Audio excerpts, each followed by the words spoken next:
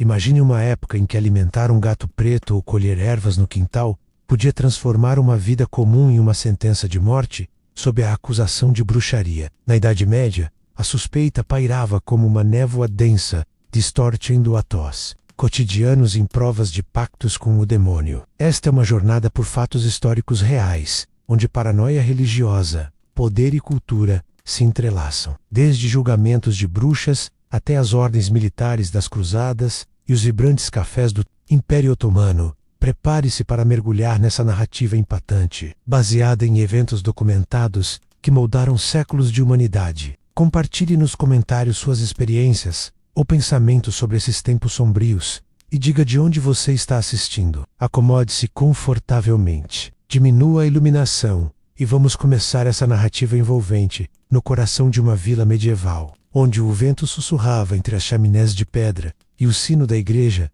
marcava o ritmo da vida. Vivia Alina, uma mulher de olhos gentis e mãos calejadas pelo trabalho na terra. Sua casa, uma construção modesta de madeira e palha, ficava na orla da floresta onde as sombras dançavam à noite, alimentando histórias sussurradas entre os aldeões. Alina tinha um companheiro peculiar, um gato preto chamado Sombra, cujos olhos amarelos brilhavam como luas cheias. Para ela, Sombra era apenas um amigo fiel, um caçador de ratos, que mantinha sua despensa segura. Mas, em 1233, sob o peso de um decreto papal, aquele simples ato de cuidar de um gato tornou-se uma sentença perigosa. O Papa Gregório IX, em sua cruzada contra o que chamava de heresia, proclamou que gatos, especialmente os de pelagem escura, eram emissários do demônio. Sua bula Vox in Ama ecoou pelas igrejas da Europa, transformando felinos em símbolos de maldade. Para os aldeões, já imersos em um mundo de medo e superstição, a presença de Sombra na casa de Alina era mais do que um detalhe, era uma prova. Ela conversa com ele, cochichavam as mulheres enquanto fiavam lã. Vejam como o gato a segue, como se obedecesse a ordens secretas. Alina, alheia aos rumores, continuava sua rotina, alimentando Sombra com restos de peixe e duxando-o ronronar ao lado da lareira. Mas o olhar dos outros pesava sobre ela, e a vila, outrora acolhedora, começava a se fechar como uma armadilha.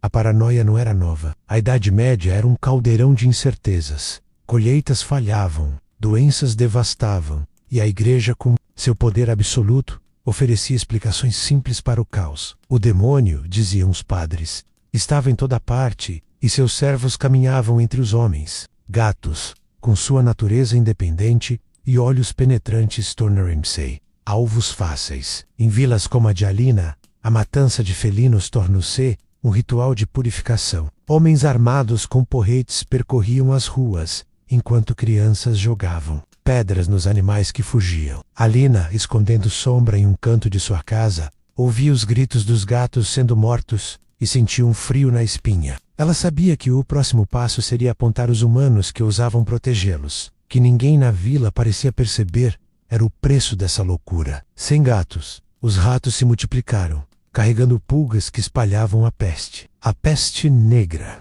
que devastaria a Europa anos depois, encontrou terreno fértil onde os felinos haviam sido dizimados. Alina, com seu conhecimento simples da vida na floresta, entendia que Sombra era mais do que um animal de estimação. Ele era um guardião contra as pragas que rastejavam no escuro. Mas tentar explicar isso aos aldeões seria como falar com as paredes de uma igreja. A razão não tinha espaço onde o medo reinava.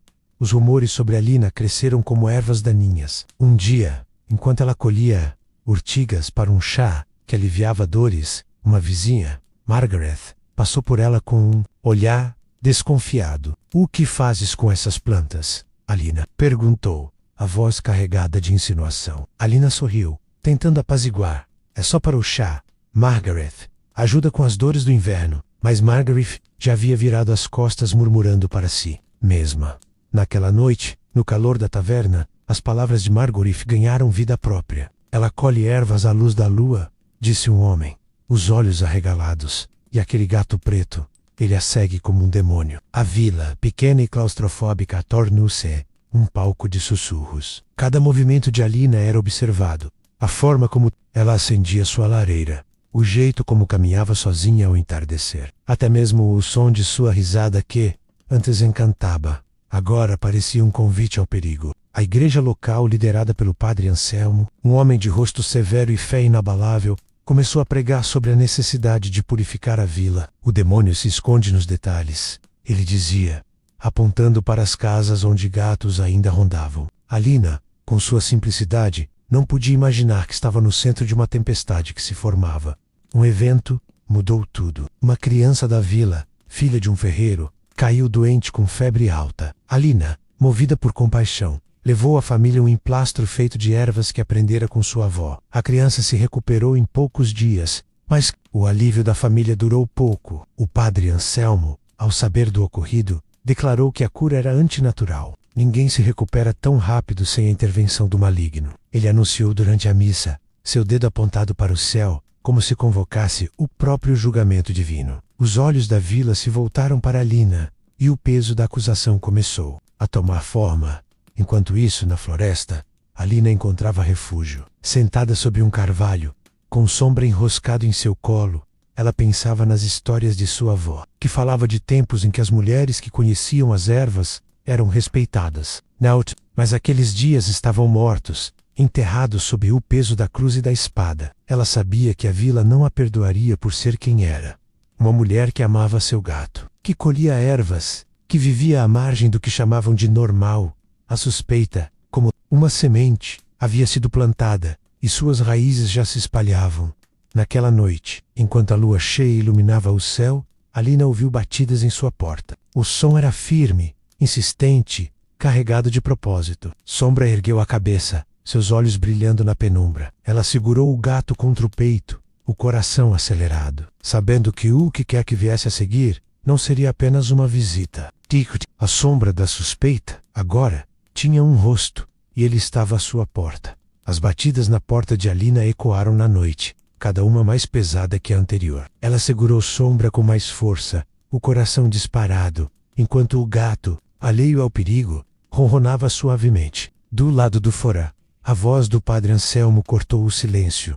Alina, abra a porta, em nome da igreja. Ela hesitou, mas sabia que resistir só alimentaria as suspeitas. Com um suspiro, colocou Sombra em um canto escondido atrás de um cesto de lã e abriu a porta, enfrentando o olhar penetrante do padre e de dois homens da vila, segurando tochas que tremeluziam na escuridão. Anselmo, a que devo a visita? Perguntou Alina, tentando manter a voz firme. O padre não respondeu de imediato. Seus olhos varreram a casa, parando no canto onde um maço de ervas secas pendia do teto.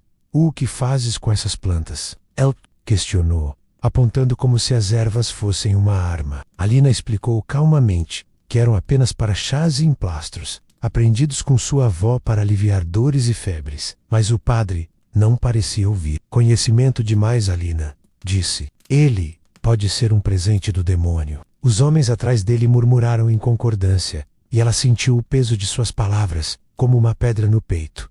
Na Idade Média, o conhecimento das ervas, especialmente por mulheres como Alina, era uma faca de dois gumes. Em vilas onde médicos eram raros e caros, as curandeiras eram muitas vezes a única esperança para os doentes, mas esse poder vinha com um preço. A igreja, com sua desconfiança de qualquer saber que não passasse por seus altares, via nas mulheres que manipulavam plantas uma ameaça. Livros de ervas, muitas vezes simples cadernos de anotações passados de geração em geração, eram tratados como grimórios cheios de feitiços. Alina, como muitas antes dela, herdara esse conhecimento de sua avó, uma mulher que ensinava os segredos da camomila para acalmar, da urtiga para dores e da valeriana para o sono. Mas, para os olhos da vila, essas plantas eram mais do que remédios. Eram provas de bruxaria. Dias após a visita do padre, a vila fervilhava com novos rumores. A recuperação milagrosa da filha do ferreiro, que Alina ajudara com seu emplastro, agora era motivo de desconfiança. Como uma criança tão doente melhora em tão pouco tempo? Questionava Margaret na praça, enquanto outras mulheres assentiam. É obra do maligno, dizia um homem, lembrando-se das palavras do padre Anselmo. Alina, que apenas queria ajudar, sentia a vila se voltando contra ela. Cada chá que oferecia, cada conselho que dava, era distorcido em algo sinistro. Ela começou a evitar a praça, mas mesmo em sua casa, os olhares a seguiam pelas janelas. Uma noite, enquanto moía folhas de milefólio para unguento, Alina ouviu um barulho do lado de fora. Era apenas o vento, mas seu coração disparou. Ela sabia que o padre Anselmo estava reunindo testemunhas, coletando histórias de qualquer um que tivesse recebido seus remédios. Uma mulher, chamada Elsbeth, havia ido à igreja contar que após tomar um chá de Alina, sonhara com sombras dançando em sua casa. Era o demônio, ela jurava, os olhos arregalados. Alina, sentada em sua mesa, pensava em como o conhecimento que deveria salvar vidas agora a condenava. Sua avó e ela, o que cura pode matar, se cair em olhos errados. A tensão na vila cresceu quando uma vaca do ferreiro morreu sem explicação. Para os aldeões, a culpa era óbvia. Alina passou por aquele campo dias atrás, disse um jovem, apontando para o pasto onde a vaca pastava. Ela deve ter lançado uma maldição. A lógica não importava. O medo transformava coincidências em provas. Alina, que apenas cruzara o campo para colher dentes de leão, agora era vista como uma ameaça à própria vila. O padre Anselmo, em seu próximo sermão, falou de ervas envenenadas e mãos que manipulam a vontade de Deus. Ele não citou Alina diretamente, mas todos sabiam a quem ele se referia. Enquanto isso, Alina tentava manter sua rotina. Ela colhia ervas ao amanhecer, quando a vila dormia, mas agora, com cuidado redobrado, escondia seus maços de plantas em um alçapão sob o chão, junto com um caderno de anotações de sua avó, onde desenhos de folhas e receitas se misturavam. Ela sabia que se o padre encontrasse aquele caderno, seria o fim. Em 1075, em uma vila próxima, uma curandeira chamada Greta fora queimada na fogueira, após um livro semelhante ser encontrado em sua casa. O crime, conjurar feitiços com palavras escritas. Alina, ao lembrar dessa história, sentiu o peso do destino se aproximando. Uma tarde, enquanto caminhava pela floresta, Alina encontrou uma jovem chamada Clara, grávida e com dores. Clara implorou por ajuda, dizendo que não podia pagar um médico. Contra seu melhor julgamento, Alina preparou um chá de framboesa selvagem, conhecido por aliviar dores do parto. Tome com cuidado, ela instruiu, e descanse. Clara agradeceu, mas seus olhos carregavam medo. Alina sabia que, se algo desse errado, ou mesmo se tudo desse certo, a vila usaria isso contra ela. O conhecimento das ervas, que deveria ser um dom, havia se tornado uma corrente em seu pescoço. Naquela noite, enquanto Sombra dormia ao lado da lareira, Alina ouviu passos novamente. Desta vez, não eram apenas batidas na porta, mas vozes exaltadas. Uma multidão se formando. Ela correu para o alçapão, escondendo o caderno e as ervas, mas o barulho crescia. Alina, gritava uma voz que ela reconheceu como a do ferreiro. Saí e enfrente suas ações. O coração dela disparou. Sombra, sentindo a tensão, arqueou as costas e sibilou. Alina olhou para a porta, sabendo que o que quer que viesse a seguir seria mais perigoso do que qualquer erva que ela já colhera. A multidão do lado de fora da casa de Alina crescia, as vozes misturando-se ao crepitar das tochas. O ferreiro, com os punhos cerrados, liderava o grupo, seu rosto vermelho de raiva. Alina saía agora. Ele gritava, enquanto outros repetiam. Acusações desconexas. Ela envenenou minha vaca. O gato dela é um demônio.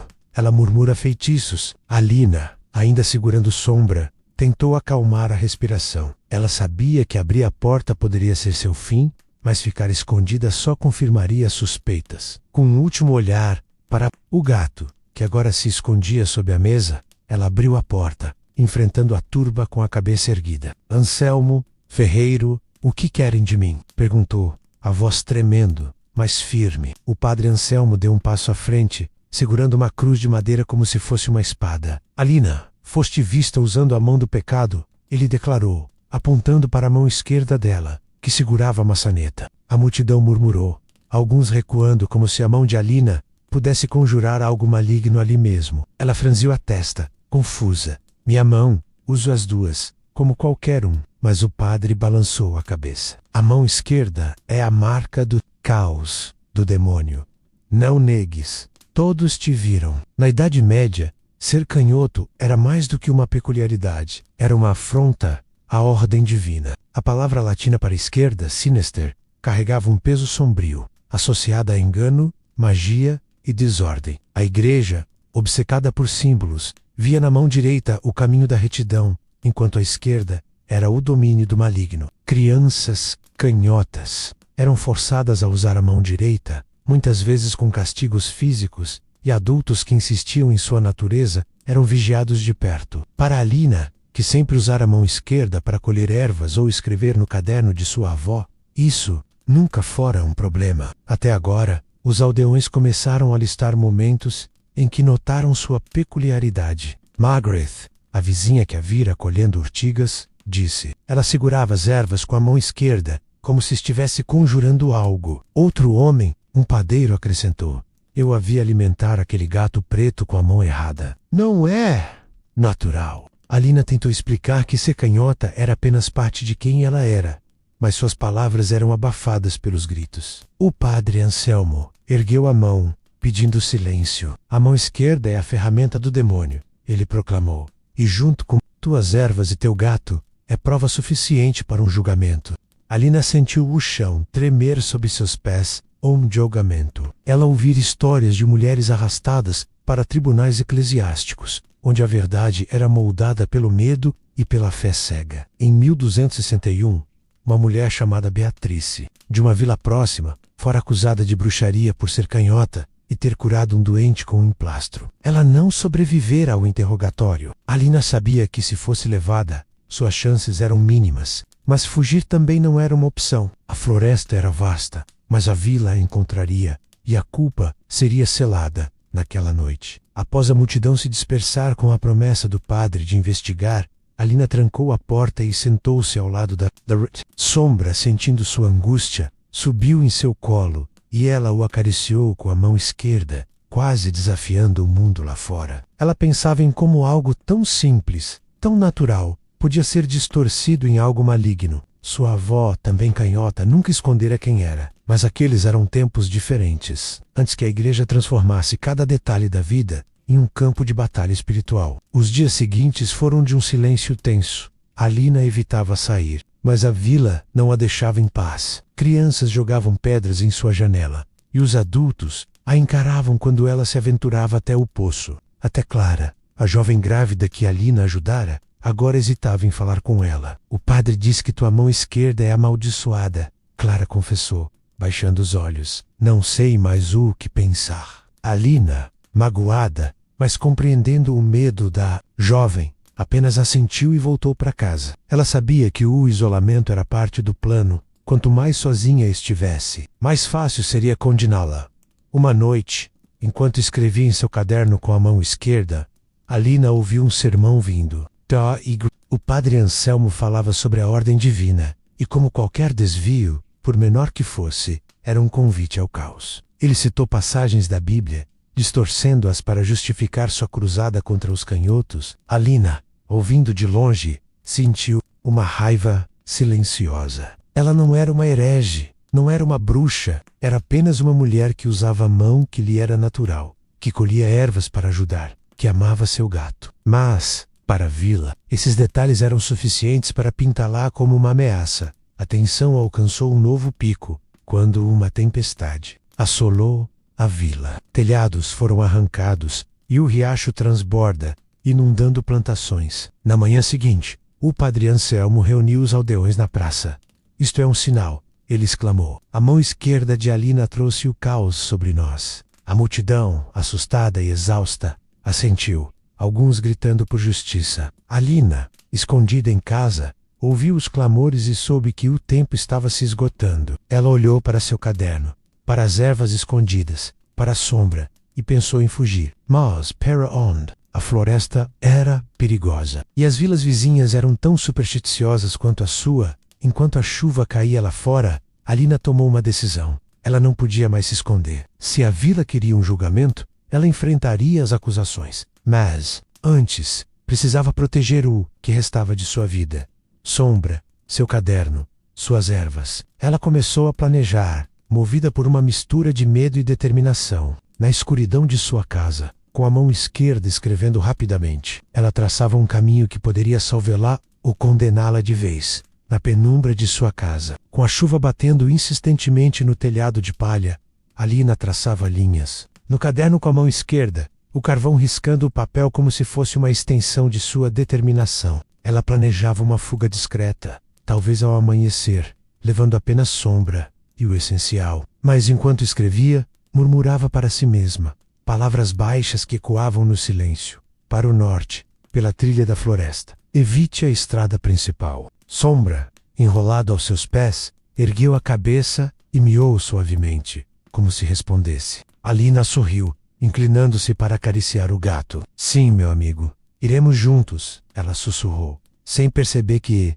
do lado do fora, uma sombra se movia perto da janela e a Margaret, a vizinha, que, incapaz de dormir com a tempestade, decidira vigiar a casa de Alina. Ao ouvir os murmúrios através da fina parede de madeira, Margaret congelou. Ela fala com o ar, pensou, o coração acelerado. Ou com aquele gato demoníaco. Na Idade Média, falar sozinho ou com animais era visto como um sinal claro de bruxaria. Orações privadas, sussurradas em momentos de reflexão, podiam ser confundidas com invocações malignas. E conversar com bichos, isso era prova irrefutável de pacto com o demônio. Margaret, tremendo de frio e medo, correu de volta para sua casa, decidida a contar ao padre Anselmo, ao primeiro raio de sol.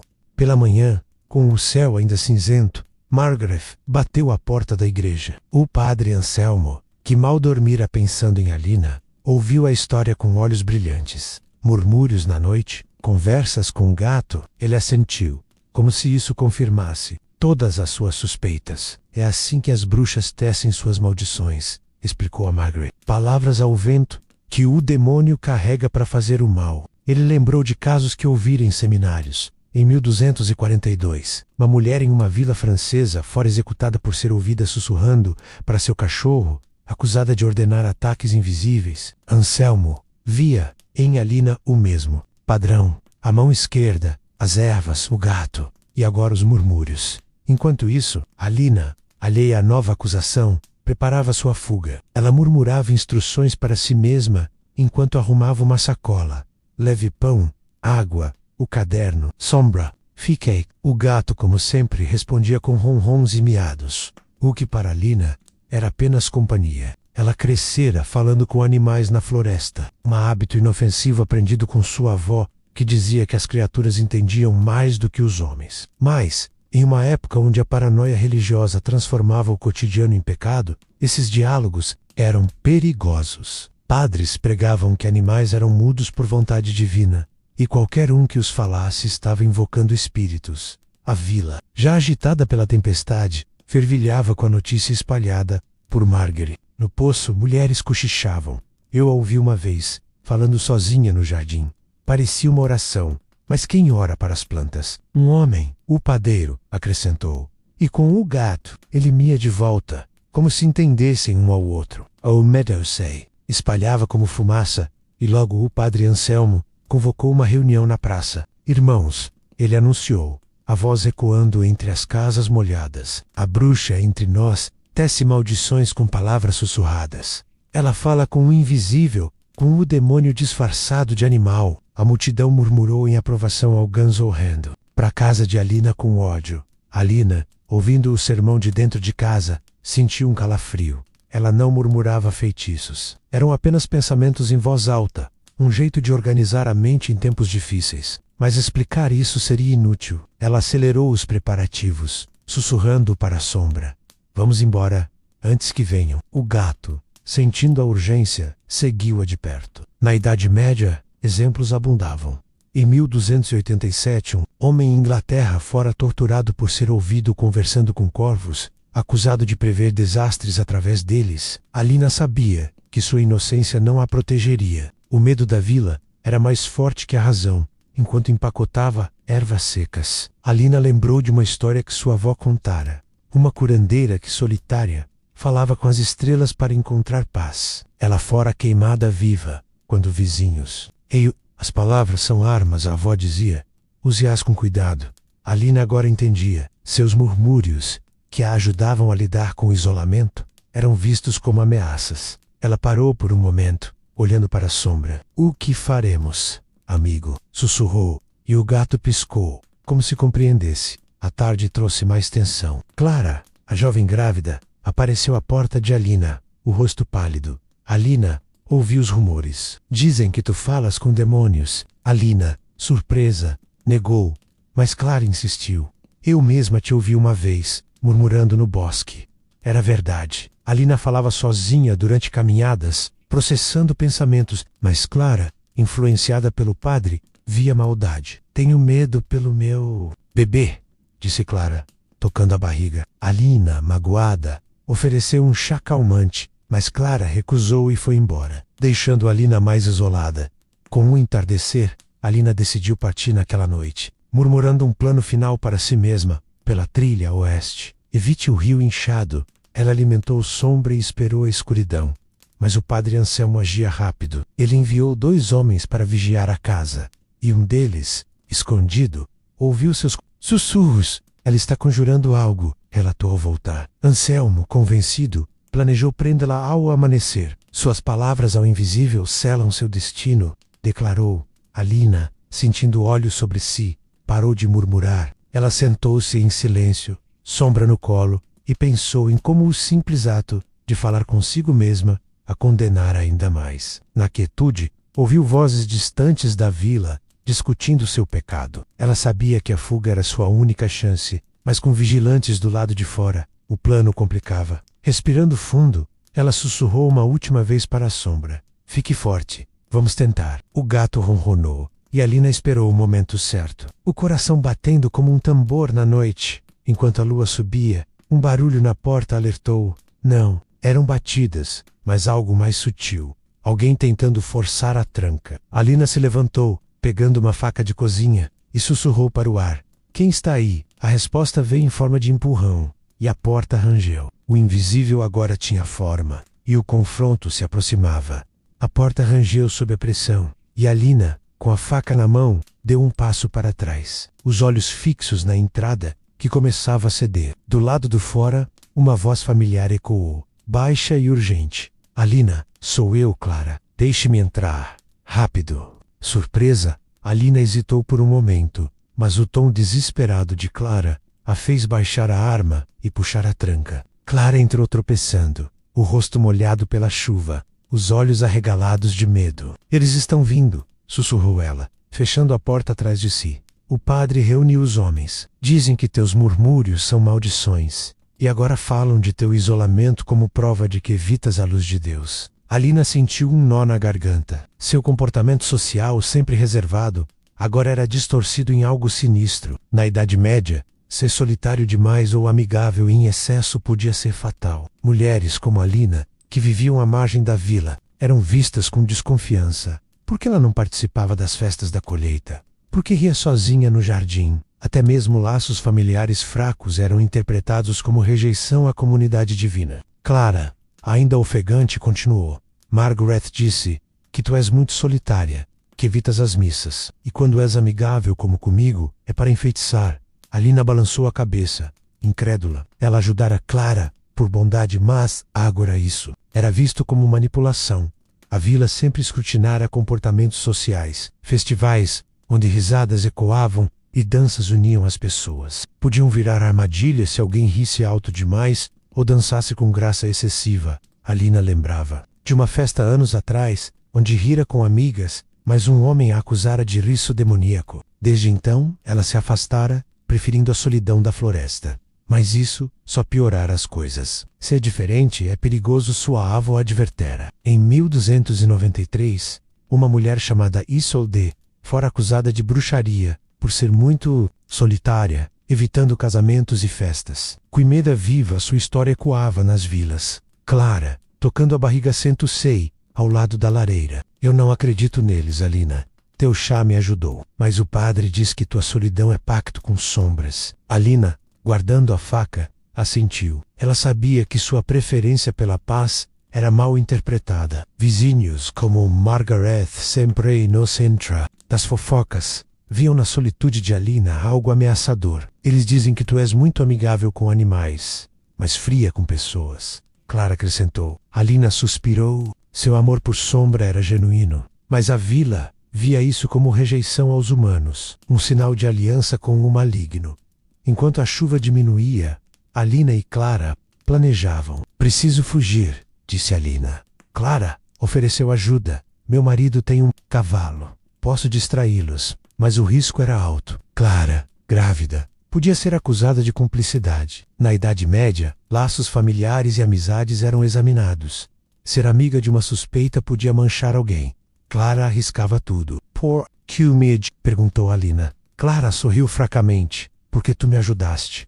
E porque sei que não és o que dizem. A noite avançava, e vozes distantes indicavam que a multidão se aproximava novamente. Alina ouviu fragmentos e lacei sola para conjurar. Seu riso na floresta é maldição. Ela pensou em como comportamentos inofensivos viravam provas. Ser solitária significava esconder segredos, ser amigável, seduzir para o mal. Até risadas em festas podiam ser demônicas, se altas demais. Em 1302, uma aldeia queimou 3 mulheres por comportamentos diferentes. Uma solitária, uma risonha, uma dançante. Alina pegou sua sacola sombra dentro. Clara saiu primeiro, fingindo uma dor para distrair. Gritei por ajuda. Ela planejou. Alina esperou, coração acelerado. Quando Clara gritou, a multidão parou. Alina saiu pelos fundos, correndo para a floresta. Mas um homem a viu. Lá vai ela, gritou. A perseguição começou. Na floresta, Alina corria, galhos arranhando, pensava em como sua vida social a condenara. Amizades seletivas vistas como elitismo, solidão como heresia. Clara, agora sob escrutínio, podia sofrer. Alina parou para respirar, murmurando para a sombra. Estamos quase... Mas vozes ecoavam atrás. Ela encontrou um riacho, cruzando-o para despistar. Molhada e exausta, continuou. A vila, com sua paranoia, transformava diferenças em crimes, em histórias reais, como o julgamento de Joan, em 1280. Solitude levou à fogueira. Alina alcançou uma clareira, mas luzes de tochas se aproximavam. Escondida atrás de uma árvore, ouviu o padre. Sua fuga prova culpa. Ela sabia que precisava ir mais fundo na floresta, mas o cansaço pesava. De repente, um barulho. Clara, seguindo-a em segredo. Vem, há uma trilha segura. Juntas, avançaram, mas a multidão as alcançava. Em uma curva, tropeçaram em raízes. O padre surgiu, olhos flamejantes. Parem, em nome de Deus. Alina e Clara se levantaram, enfrentando-o.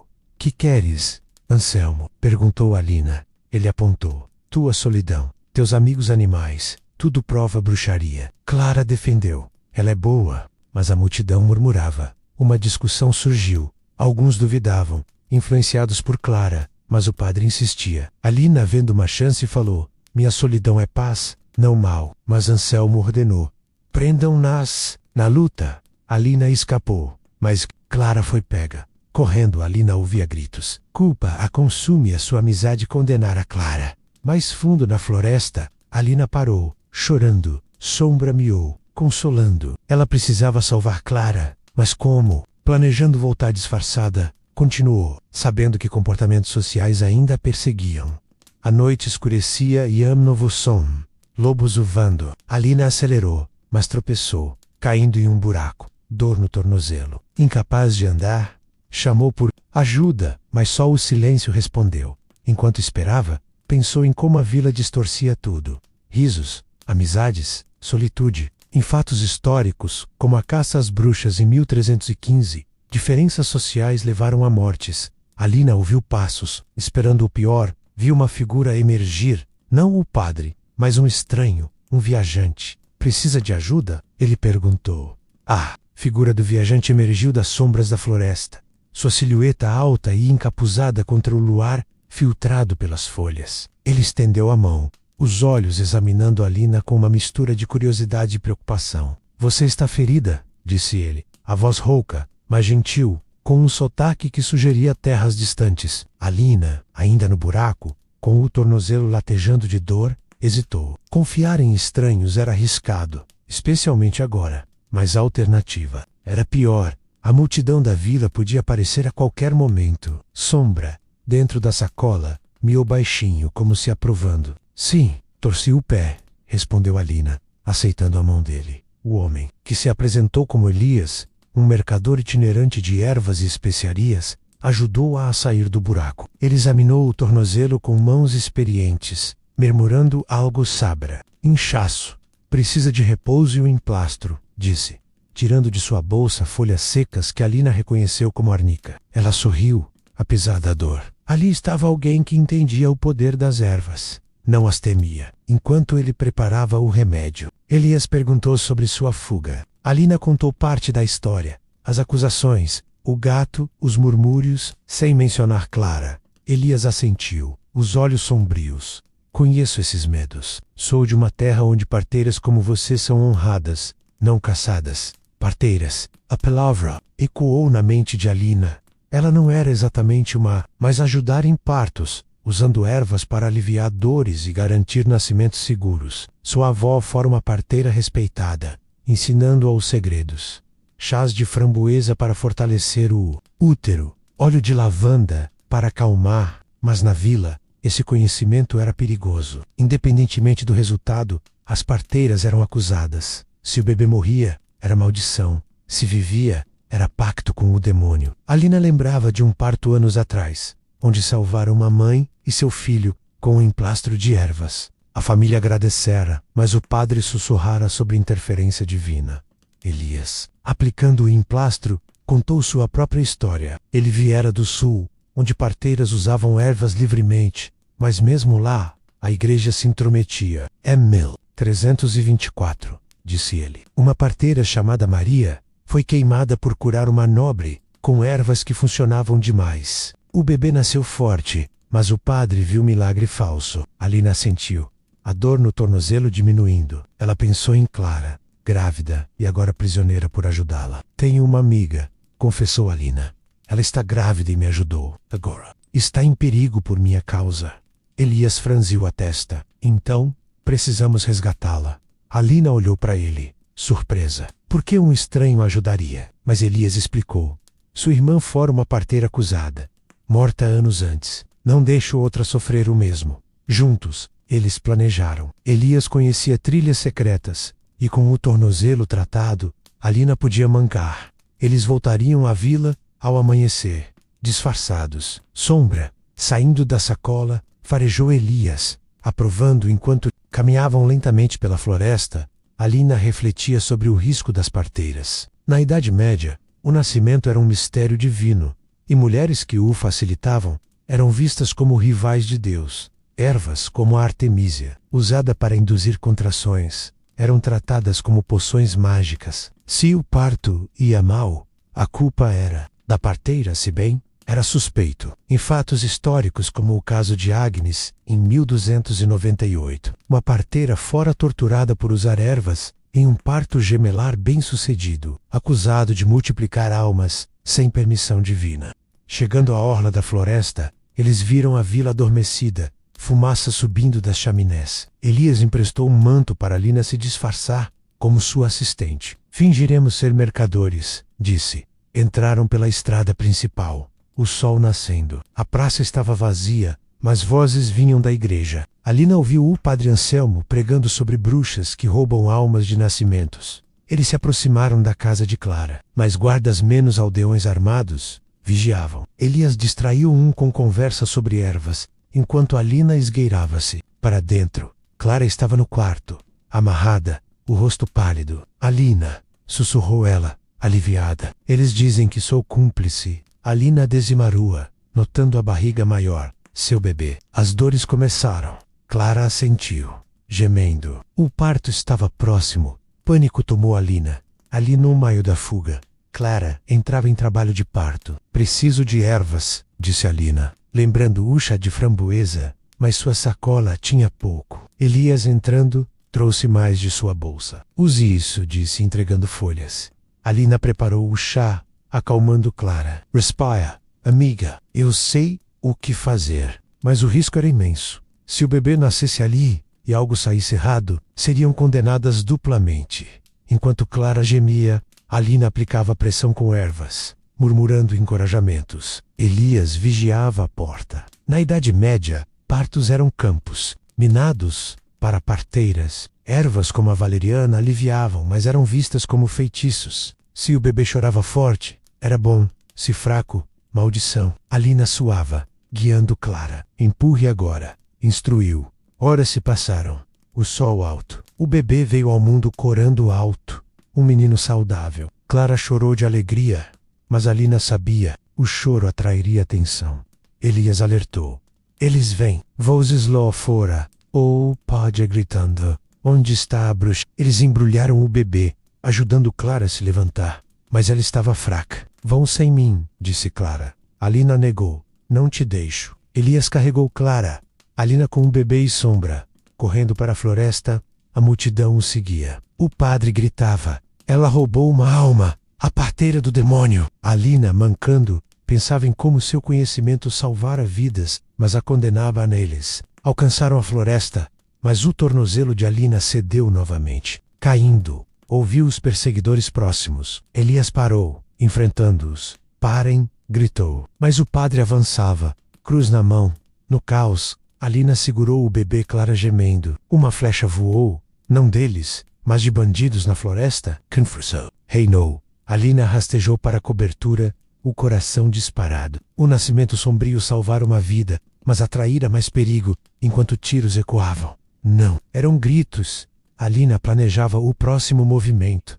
O bebê chorando em seus braços, enquanto os gritos ecoavam pela floresta, misturando-se ao choro do bebê recém-nascido em seus braços. Alina tentava se orientar no caos. Não eram tiros, é claro, menos naquela era medieval. As armas eram flechas e espadas, mas os berros furiosos da multidão da vila, liderada pelo padre Anselmo, que pareciam rasgar o ar como projéteis. Elias, carregando Clara ainda fraca do parto, gesticulou para que Alina o seguisse mais fundo entre as árvores. Rápido, eles estão perto, sussurrou ele, o rosto tenso sob o capuz. Alina, com o tornozelo ainda dolorido, mancou atrás dele, embalando o pequeno menino que chorava, faminto e assustado. Sombra, correndo ao seu lado, miava em protesto contra o tumulto. A floresta parecia viva com a perseguição.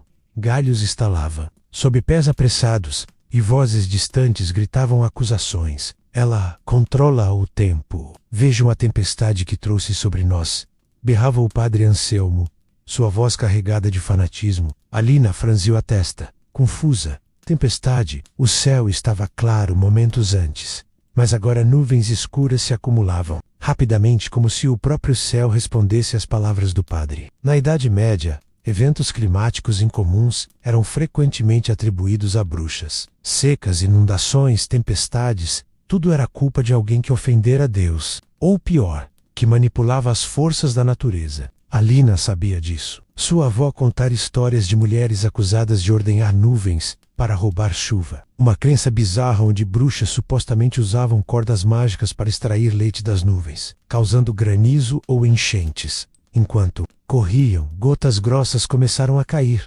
transformando o chão em lama escorregadia. Elias praguejou baixinho, ajudando Clara a se equilibrar. Isso não é coincidência, murmurou ele. Eles vão culpar você por isso também. Alina sentiu, o bebê se acalmando um pouco em seu peito. Ela lembrava de um incidente na vila. Anos atrás, uma seca prolongada, fora atribuída a uma idosa que colhia ervas. Ela seca a terra com seus feitiços, diziam. A mulher fora apedrejada, e quando a chuva veio dias depois, foi vista como punição divina. Agora, com a tempestade repentina, Alina seria culpada. Culpa pelo céu e pela terra, pensou ela, ecoando as crenças da época. Eles encontraram abrigo sob um grande carvalho, as folhas grossas, oferecendo alguma proteção da chuva que agora caía torrencial. Clara, exausta, sente-se contra o tronco, pegando o bebê das mãos de Alina para amamentá-lo. Obrigada, sussurrou ela, os olhos cheios de lágrimas. Elias montou guarda, espiando através da folhagem. A multidão parecia ter se perdido na chuva, mas vozes ainda ecoavam ao longe. Alina, sentando-se ao lado de Clara, examinou seu tornozelo. O emplastro de Elias ajudara, mas a dor persistia. Sombra enroscou-se e me sucolou, molhado e tremendo, enquanto a chuva martelava. Alina refletiu sobre as crenças absurdas que a perseguiam. Na Idade Média, bruxas eram acusadas de controlar o clima de maneiras bizarras. Ordenhar nuvens era uma delas. Imaginavam bruxas subindo em vassouras, ou usando cordas encantadas para extrair leite das nuvens, causando granizo que destruía colheitas. Em 1347, durante a Peste Negra, tempestades foram culpadas em bruxas do tempo, levando a caçadas em massa. Alina não controlava nada. Era apenas uma mulher com conhecimento de ervas. Mas para a vila, qualquer anomalia climática era prova. Um trovão ribombou, iluminando a floresta com um flash branco. Clara se encolheu, o bebê chorando novamente. Eles vão dizer que chamei isso, disse Alina, amarga. Elias assentiu. Sim, ouvi histórias no sul. Uma mulher acusada de fazer ventos com sussurros, queimada. E quando o vento parou, foi prova. Ele tirou pão seco de sua bolsa, dividindo. Calmels, precisamos nos mover quando a chuva diminuir. Há uma cabana abandonada a leste. A chuva persistiu, transformando riachos em torrentes. Alina pensou em como eventos reais moldavam essas crenças. A pequena era do gelo, com invernos rigorosos e verões chuvosos, alimentava paranoias. Colheitas falhavam e alguém precisava ser culpado. Mulheres como Alina, marginais, eram alvos fáceis. Em 1284, uma inundação em uma vila alemã levou à execução de 7 bruxas das águas, acusadas de puxar chuva das nuvens. Enquanto esperavam, Clara contou sobre o interrogatório. O padre disse que minha dor no parto era punição por te ajudar, que você controla o céu para nos punir. Alina balançou a cabeça. Eu só ajudo com o que sei. Mas Clara, grata, apertou sua mão. Você salvou meu filho. A chuva diminuiu ao entardecer, deixando o ar úmido e fresco. Elias liderou o caminho para a cabana, uma estrutura decadente coberta de musgo. Dentro, acenderam uma pequena fogueira, secando roupas. Alina preparou um chá calmante para Clara, usando ervas de Elias. O bebê dormia à sombra vigiando, mas a paz durou pouco. Um raio caiu próximo, sacudendo a cabana. Do lado de fora, vozes, a multidão os encontrara? Não, eram viajantes, mas o padre os seguira. Ali, a bruxa que chama raios, gritou Anselmo, emergindo com homens armados de foices. Elias pegou uma espada de sua bolsa, defendendo a porta. Vão embora. Somos inocentes. Mas o padre apontou para o céu. Vejam, ela trouxe a tormenta! Outro raio caiu, e a multidão recuou, assustada. Alina, dentro, murmurou para a sombra. Não é minha culpa. No confronto, Elias lutou, derrubando um homem. Clara chorou, segurando o bebê. Alina, mancando, ajudou Elias, jogando uma panela quente. Amy é atacante, mas o padre gritava. Ela ordenha as nuvens! Veja, o granizo vindo. De fato, granizo começou a cair, pingando como pedras. A multidão entrou em pânico, alguns fugindo. É maldição! Gritavam. Anselmo persistiu. Prendam-na! Na luta, Alina foi arrastada para fora, a chuva misturando-se a lágrimas. Elias a defendeu, mas foi golpeado. Clara saiu, implorando. Parem! Ela salvou meu filho! Um homem hesitou, mas o padre insistiu. Outro raio iluminou tudo, e granizo maior caiu, ferindo perseguidores. Ela controla! Berravam, recuando. Alina, livre por um momento, ajudou Elias. Vamos! Eles correrem, Clara com o bebê, sombra seguindo. Mais fundo na floresta, a tempestade amainou. Alina pensou em como o clima a salvara, ironicamente confirmando acusações. Eles encontraram uma caverna, descansando. Elias, ferido, gemeu. Alina usou ervas para tratar. O céu nos ajudou, disse Clara. Alina sorriu fracamente. Ou apenas choveu. Mas sabia que a culpa pelo céu persistiria. Enquanto a noite caía, um novo som. Lobos, uivando. Perigo não acabara. Enquanto os uivos dos lobos ecoavam pela floresta escura, misturando-se ao vento que sussurrava entre as árvores. Alina se inclinou sobre Elias, suas mãos tremendo enquanto aplicava mais ervas ao ferimento dele. A caverna era úmida e fria, iluminada apenas pela fogueira fraca que eles haviam acendido com galhos secos. Clara, com um bebê aninhado no peito, observava em silêncio, o rosto pálido de exaustão e medo. Sombra, o gato preto, rondava a entrada da caverna, as orelhas erguidas, como se sentisse o perigo se aproximando. Elias gemeu de dor, o corte na lateral do corpo sangrando, apesar dos esforços de Alina. Segure firme, murmurou ela, pressionando o emplastro feito de milefólio e musgo. Ervas que ela sabia que estancavam sangue e combatiam infecções. Na Idade Média, curas rápidas eram vistas com suspeita profunda. Doenças eram punições divinas, e recuperar-se depressa era interferir na vontade de Deus.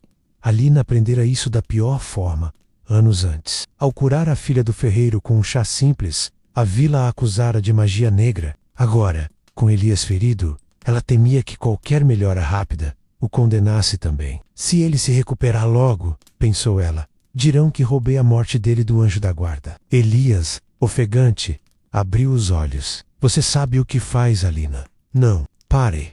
Ela assentiu, mas o peso da história a oprimia. Os uivos se aproximaram, e Clara se encolheu. Eles vêm por nós? Perguntou, referindo-se aos lobos ou à multidão. Alina não sabia. A tempestade passara, deixando o ar carregado de umidade. Mas o perigo humano era maior. O padre Anselmo, com sua cruz e acusações, via em cada cura uma afronta. Em 1338, durante a peste negra, curandeiros que salvavam vidas eram queimados por desafiar o plano divino.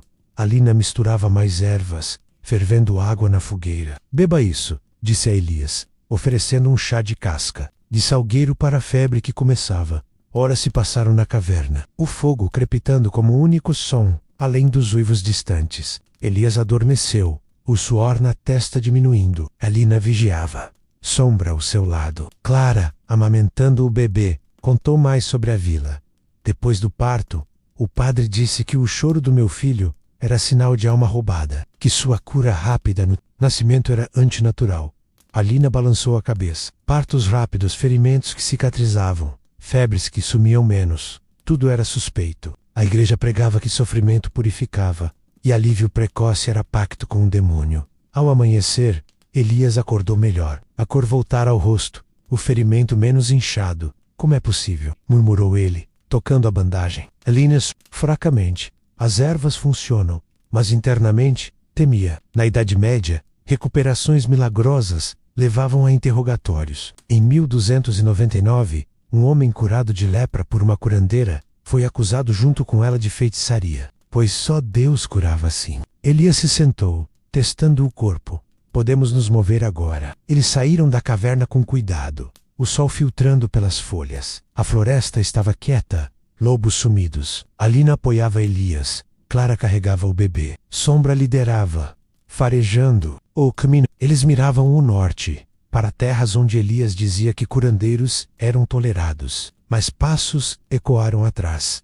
Não lobos, mas homens. A multidão da vila, persistente, os rastreara. Ali, gritou o padre Anselmo, emergindo com aldeões armados. Alina congelou. Corram! Gritou Elias, sacando uma adaga apesar da fraqueza. Clara fugiu com o bebê. Alina hesitou. O padre apontou. Veja, o mercador ferido ontem. Agora anda. Cura do demônio. A multidão murmurou impressionada. Elias, que mal se movia horas antes, agora lutava. É prova, berrou Anselmo. Alina sabia. A melhora rápida era antinatural. Na luta, Elias derrubou um homem, mas foi dominado. Alina correu para ajudar, mas Margaret a agarrou. Sua cura o salvou depressa demais. Acusou. Clara, escondida, chorava. Sombra sibilou, atacando. Pernas, arrastados de volta à vila, amarrados, o padre pregava na praça. Esta cura interfere na vontade divina. Doenças são testes, e burlá-los é heresia. Aldeões assentiam, lembrando curas passadas de Alina, na prisão improvisada. Uma cabana vigiada. Alina tratava Elias secretamente com ervas escondidas. Ele melhorava, mas cada melhora era relatada como magia. Ele devia morrer, mas vive, diziam guardas. Clara, separada com o bebê, implorava misericórdia. O padre visitou. Confesse, Alina. Suas curas são pactos. Ela negou. É conhecimento. Não, mas ele citava casos. Em 1316, uma curandeira queimada por curar ferimentos de batalha depressa demais de Ashpaceram. Elias forte, o suficiente para planejar fuga. Sua cura me salvou, disse. Alina sussurrou. Mas nos condena. Eles escaparam à noite, cortando cordas com uma pedra afiada por Sombra? Não, com astúcia. Correndo pela floresta novamente, a multidão o seguia. Elias, curado milagrosamente, carregava Clara. Alina pensava em como o bem virava mal. Eles alcançaram um rio, cruzando-o. Do outro lado, exaustos, acamparam. Mas Elias Tauziuf, voltando... Não, era fadiga. Alina preparou mais chá. Enquanto descansavam, um novo grupo apareceu. não perseguidores, mas cruzados, vestindo mantos com cruzes. Quem sois? Perguntou o líder. Elias explicou. E o líder, um templário, ouviu. Venham conosco. Nossas ordens precisam de curandeiros. Alina hesitou, mas aceitou. Eles marcharam com os templários, rumo a fortalezas distantes. No caminho, o líder contou sobre as cruzadas, ordens militares combatendo pelo Santo Sepulcro. Mas Alina via semelhanças. Poder, suspeita, curas vistas como divinas ou demoníacas. Chegando a uma fortaleza, Alina tratou feridos. Uma cura rápida de um cavaleiro ferido trouxe elogios, mas também olhares desconfiados. Um monge acusou. Cura, depressa, demais. Alina soube. O ciclo continuava. Enquanto tratava, ouviu histórias de templários, riqueza, batalhas, declínio. Mas uma febre atingiu o acampamento, e Alina curou muitos depressa. O monge gritou. Interferência divina. Alina foi presa novamente, esperando julgamento. Elias defendeu. Ela salva vidas, mas o monge persistia. Na cela, Alina encontrou objetos estranhos. Um anel antigo, um livro escondido.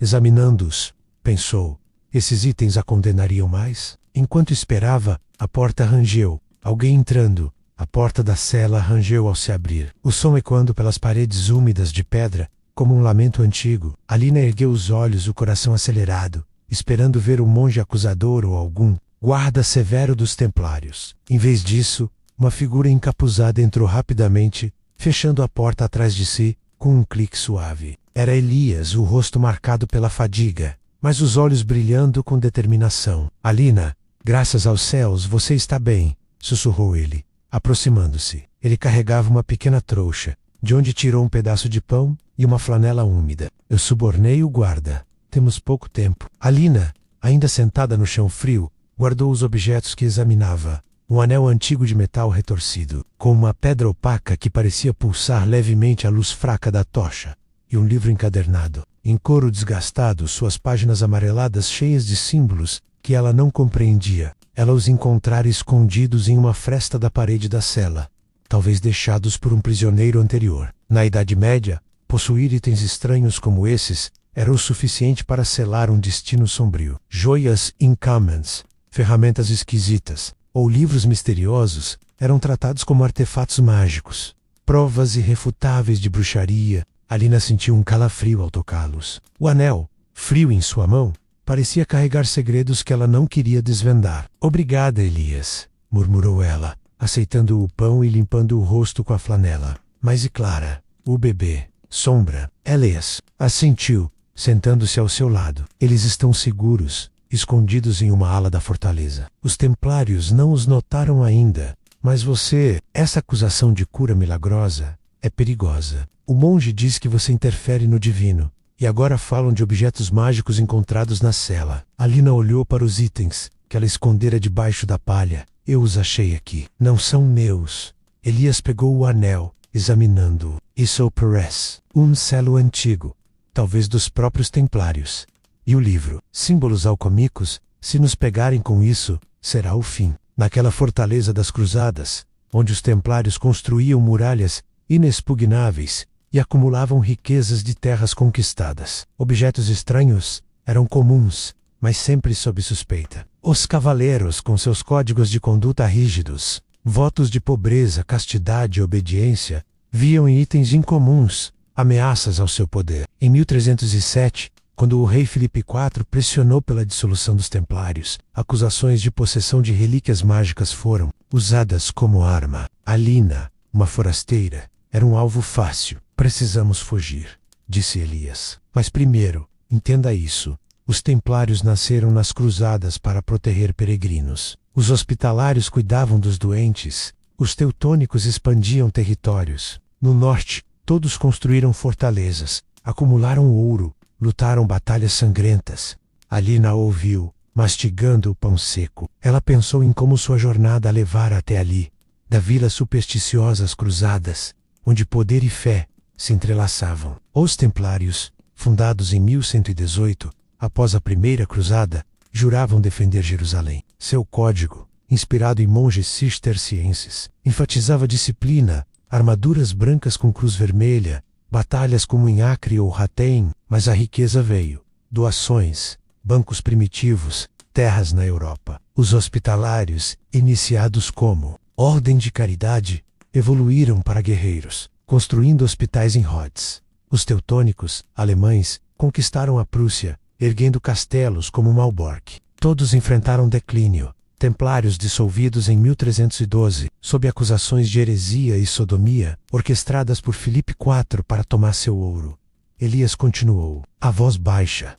Esses objetos podem ser relíquias templárias. O anel, talvez um selo de comando. O livro, um grimório proibido. Se o monge os encontrar, nos acusarão de roubo ou pior. Alina examinou o livro novamente, folheando páginas com cuidado. Desenhos de estrelas, fórmulas estranhas. Pareciam mapas astrais ou receitas alquímicas. Na época, livros assim eram vistos como portais para o oculto. Ervas que ela conhecia apareciam misturadas a símbolos, como se o autor fundisse cura natural com magia. Isso poderia me ajudar, pensou Alina, ou me condenar mais. Um barulho lá fora os alertou. Passos de guardas. Elias se escondeu atrás de uma pilha de fardos, e Alina fingiu dormir. O guarda espiou. Grunhiu e foi embora. Elias saiu. Vamos planejar. Os templários estão enfraquecidos. Pressões políticas do rei francês os ameaçam. Podemos usar isso. Alina assentiu, guardando os objetos em sua túnica. Ela sentia o peso deles, como se carregasse o destino das ordens. Em batalhas como a de Mansura, templários perderam homens, mas ganharam lendas. Agora, declínio. Hospitalários migrando para Malta, teutônicos lidando com rebeliões. Enquanto conversavam, Alina refletiu sobre sua vida. Gatos como demônios, ervas como feitiços, mão esquerda como pecado. Agora, objetos estranhos a ligavam a algo maior. Talvez esses itens sejam chaves, disse ela. Elias concordou. Pode ser. Rumores falam de tesouros templários escondidos, artefatos de Salomão. Mas perigo rondava. Possessão de joias, como anéis com pedras que mudavam de cor. Levava a torturas. Eles ouviram vozes. O monge discutindo com o líder templário. A curandeira tem itens mágicos, acusava. O líder, cético. Provas? Alina trocou olhares com Elias. Hora de agir. Ele usou uma chave roubada para abrir a cela. Correram pelos corredores escuros da fortaleza. Sombras dançando à luz de tochas. Chegando à ala onde Clara estava, encontraram-na com um bebê e sombra. Graças a Deus, exclamou Clara. Mas alarmes soaram.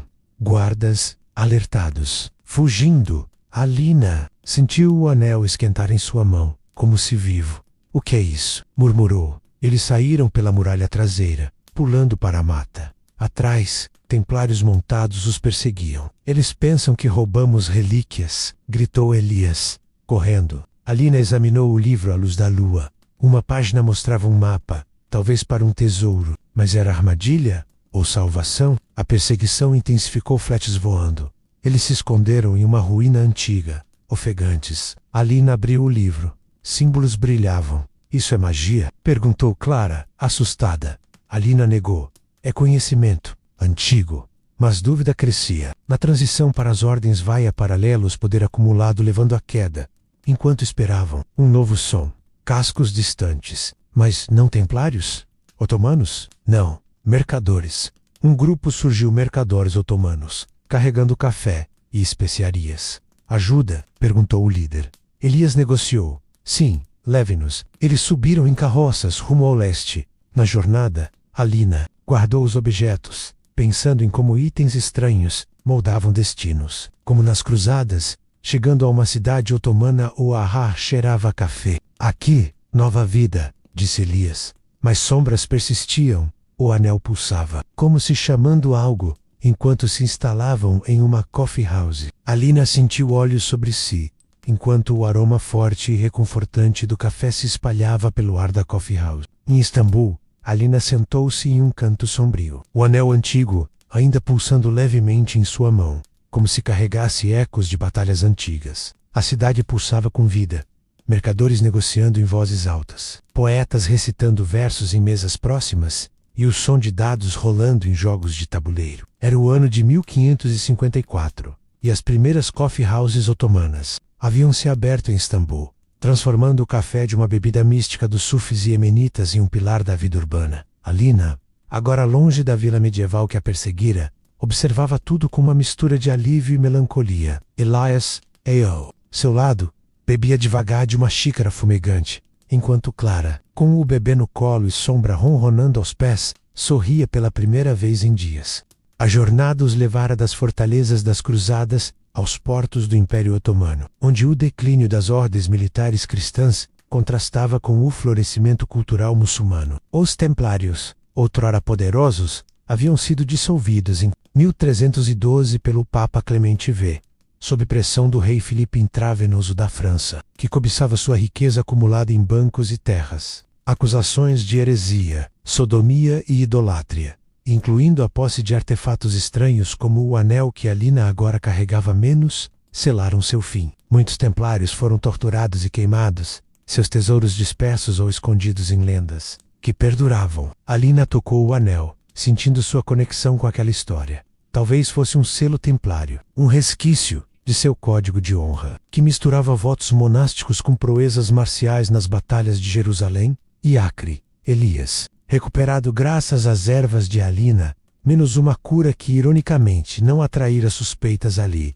contou mais sobre as ordens. Os hospitalários, disse ele, inclinando-se para a frente, nasceram para cuidar dos peregrinos doentes em Jerusalém, mas evoluíram para guerreiros. Seu código enfatizava a caridade, mas construíram fortalezas inexpugnáveis em Rhodes e Malta, acumulando riqueza através de doações e comércio. Diferentes dos templários, que focavam em proteção armada, os hospitalários equilibravam cura e combate. Alina sentiu, pensando em como seu próprio conhecimento de ervas ecoava essa dualidade cura-Kusov. Mas também condena os tutânicos, por sua vez, alemães e expansionistas, fundados durante a Terceira Cruzada, conquistaram terras no Báltico, erguendo castelos como Marienberg. Seu declínio veio com derrotas militares, como em Grunewald, em 1410, e pressões políticas que os reduziram a uma ordem secular, enquanto bebiam o café, preparado com grãos torrados e moídos na hora.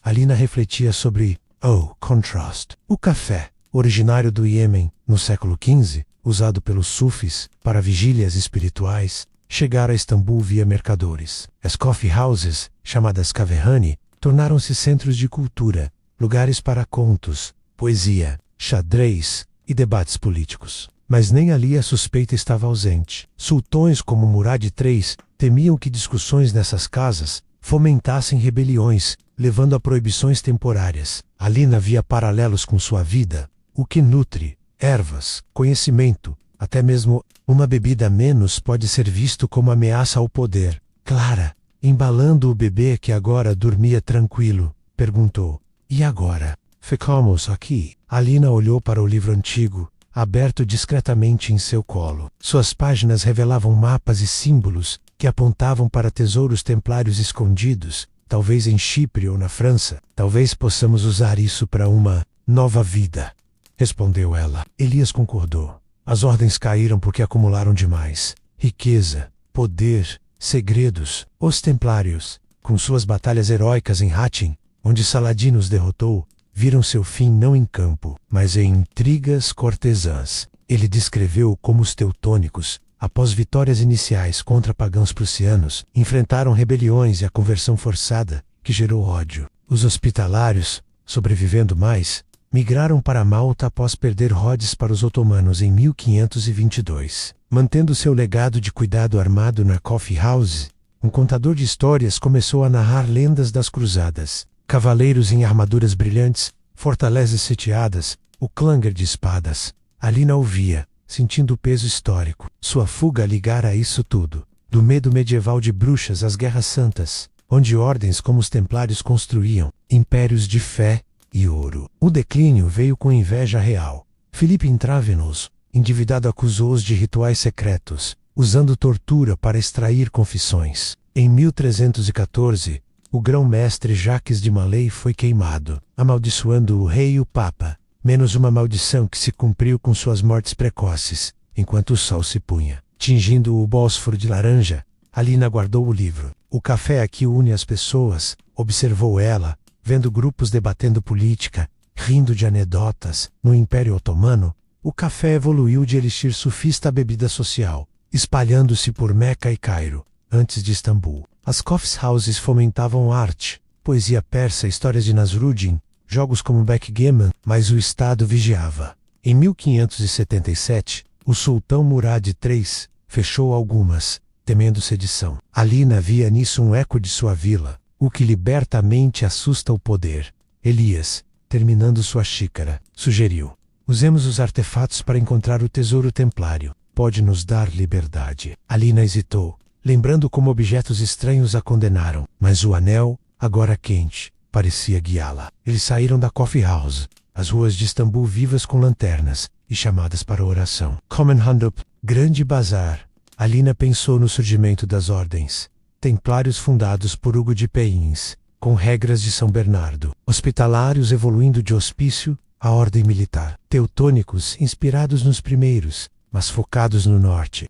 O declínio unia-os. Templários destruídos por ganância real. Hospitalários resistindo, mas perdendo territórios. Teutônicos secularizados após derrotas. Alina via sua história como um microcosmo, perseguida por ser diferente, encontrando refúgio em um mundo novo, onde o café simbolizava a conexão. Meses depois, seguindo o mapa do livro, eles encontraram uma caverna em Chipre, outrora templária. Dentro, ouro e relíquias, não magia, mas riqueza real. Com isso, compraram uma casa em Istambul, abrindo uma coffee house própria. Alina preparava chás de ervas ao lado do café, curando discretamente. Clara criava o filho em paz. Elias contava histórias das cruzadas. Anos se passaram, e Alina, envelhecendo, via o Império Otomano florescer, coffee houses multiplicando-se, fomentando ideias que moldariam o futuro. Sua jornada, de acusada de bruxa a guardiã de segredos antigos, ensinava: o que parece maldição pode ser salvação. Na coffee house, rodeada de risos e aromas, Alina sorria, sabendo que a história humana tecia suspeita e poder, mas também cultura e conexão. Das cruzadas aos cafés. Compartilhe nos comentários o que achou dessa jornada histórica. Dê like se curtiu e se inscreva para mais narrativas como essa.